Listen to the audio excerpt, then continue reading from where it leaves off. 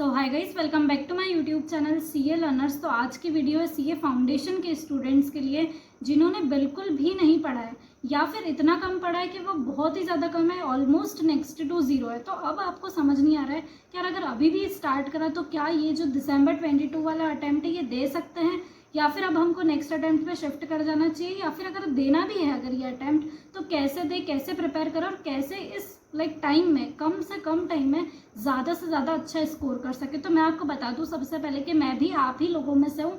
बहुत ही कम टाइम में पढ़कर बहुत अच्छे नंबर जो है वो मैं लाई हूँ। मेरे खुद के 310 मार्क्स आए थे जो कि बहुत अच्छे होते हैं, ठीक है ना, क्योंकि 314 पे रैंक थी। तो मैं आपको इतना अश्योर कर सकती हूँ कि मैं कोई इतरा नहीं रही हूँ ये बार बार बता के, हर वीडियो में बता के कि मेरे कितने आए थे। बस मैं आपको यह अश्योर कर रही हूँ कि आप थोड़ा सा मोटिवेट हो जाओ इस टाइम पर, कि अगर मैंने भी शायद आपके जैसे अगर हिम्मत हार ली होती ना तो फिर शायद मेरा भी कुछ भी नहीं हुआ होता। लेकिन ये वही टाइम है जब हमको हिम्मत रखनी है, खुद पर बिलीव रखना और बहुत अच्छे से मेहनत करनी है, तो सब कुछ हो सकता है। आप मुझसे ज़्यादा नंबर भी ला सकते हो डेफिनेटली। तो मैं आज आपको बताऊंगी कि आपको क्या करना चाहिए इस रेस्ट टाइम में, इस बचे हुए टाइम में, यानी कि आप बहुत अच्छे से परफॉर्म कर सको और बहुत अच्छे जो है वो नंबर ला सको। तो स्टार्ट करते हैं कि फर्स्ट बेसिक टिप। आप तो सिर्फ कहने के लिए 4 सब्जेक्ट्स है, लेकिन वो चारों सब्जेक्ट्स बहुत ज़्यादा बड़े हैं, इंपॉर्टेंट है, और एक में भी ऐसा नहीं है कि इसमें यार आपको कम टाइम देना पड़े और आप अच्छा स्कोर कर सकते हो। तो सभी में आपको बराबर का टाइम जो है वो अब देना चाहिए। स्ट्रेटेजी आपकी क्या रहनी चाहिए कि मैथ्स एकमात्र ऐसा सब्जेक्ट है जिसको आपको रेगुलर बेसिस पर प्रैक्टिस करना ही है।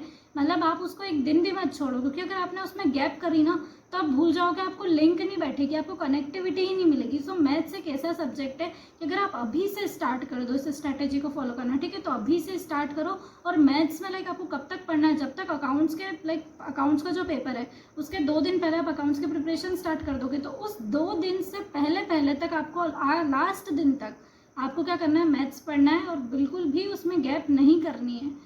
तो अब मैथ्स जो है वो तो आप डेली बेसिस पे पढ़ रहे हो, तो अब आपको क्या करना है, जो बचे हुए सब्जेक्ट्स हैं उनके कॉम्बोज बनाकर पढ़ना है। तो कॉम्बो में फर्स्ट सब्जेक्ट जो रहेगा वो अकाउंट्स रहेगा और सेकंड जो रहेगा वो बीसीके रहेगा, ठीक है।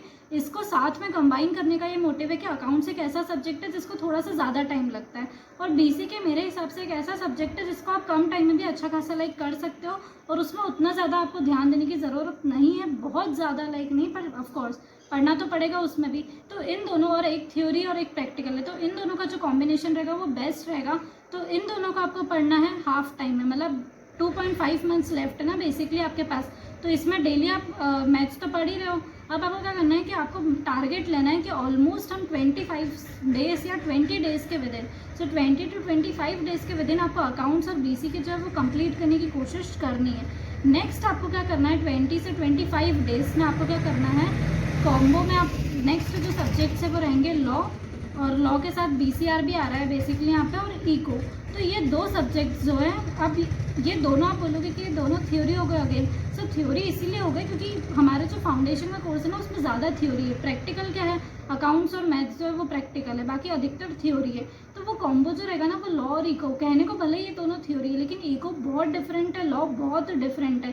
तो डेफिनेटली आप इसको पूरे दिन पढ़ सकोगे, और अगर आपने अच्छे से पढ़ लिया ना और अच्छे से टाइम दे दिया इस सब्जेक्ट को, सब 20 से 25 दिन में आराम से ये सब्जेक्ट हो सकता है।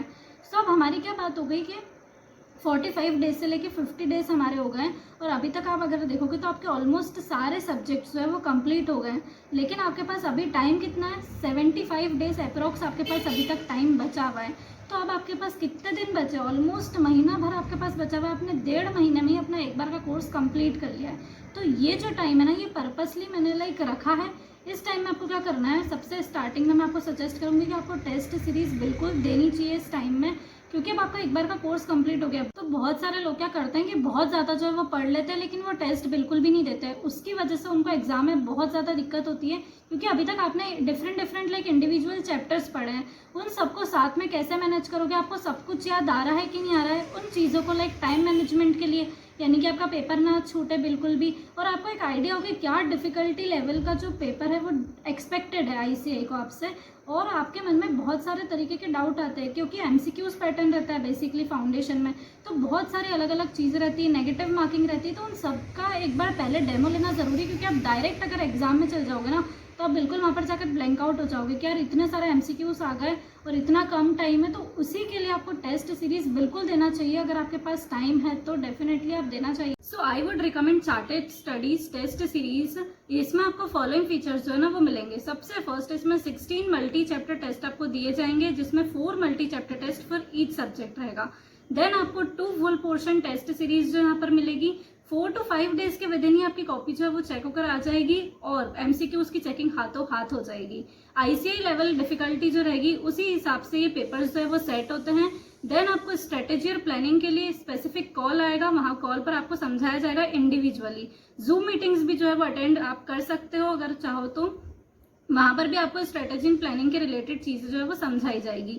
तो इस टेस्ट सीरीज की जो लास्ट डेट है एनरोलमेंट के लिए वो है 28 सितंबर।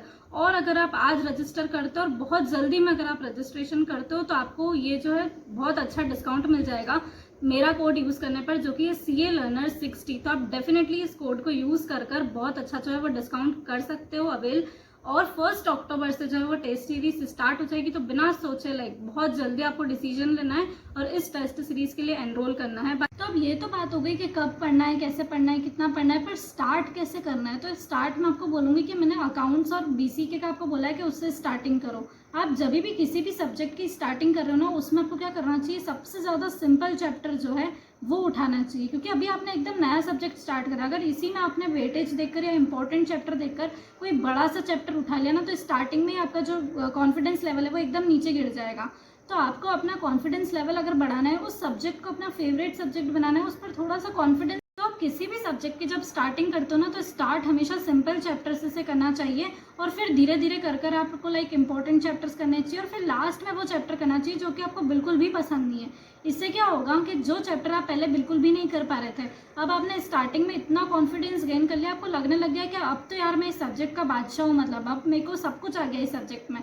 तो वो जो मेंटेलिटी, वो जो आपका अंदर का कॉन्फिडेंस है, आपको खुद पर बिलीफ है, तो उसकी वजह से क्या होगा कि आप अपने आप से कोशिश करोगे और अपने आप जो है उस चैप्टर को कर पाओगे सॉल्व। ये यकीन मानना मेरा, मैंने खुद एक्सपीरियंस करा है, तब जाके मैं आपको बता रही हूँ।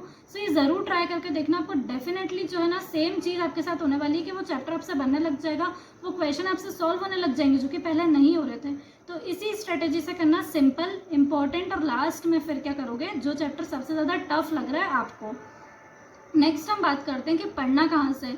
फाउंडेशन के लिए तो मैं इतना बोल सकती हूँ कि आप सारे सब्जेक्ट्स जो ना, अगर सिर्फ और सिर्फ ICI मैथ से पढ़ रहे हो, रिवीजन RTPs वगैरह आपने कर ली है, MTPs कर ली है, टेस्ट सीरीज अगर आपने दे दी है, ये सब भी अगर आपने कर लिया और किसी और फैकल्टी की बुक वगैरह कुछ भी रेफर नहीं करी है, तो भी आसानी से क्लियर हो जाएगा। अगर आप मुझसे जानना चाहते हो कि सब्जेक्ट वाइज स्ट्रेटेजी क्या रहनी चाहिए, तो इस वीडियो में अगर मैं बताऊंगी तो बहुत लंबी हो जाएगी वीडियो, तो उसके लिए मैं सेपरेट वीडियो बना सकती हूँ। पर उसके लिए आपको मेरे को बताना पड़ेगा कि आपको कौन सा सब्जेक्ट में सबसे ज़्यादा दिक्कत आ रही है, या फिर आपको हर सब्जेक्ट की जो है वो इंडिविजुअल स्ट्रेटेजी सभी की चाहिए।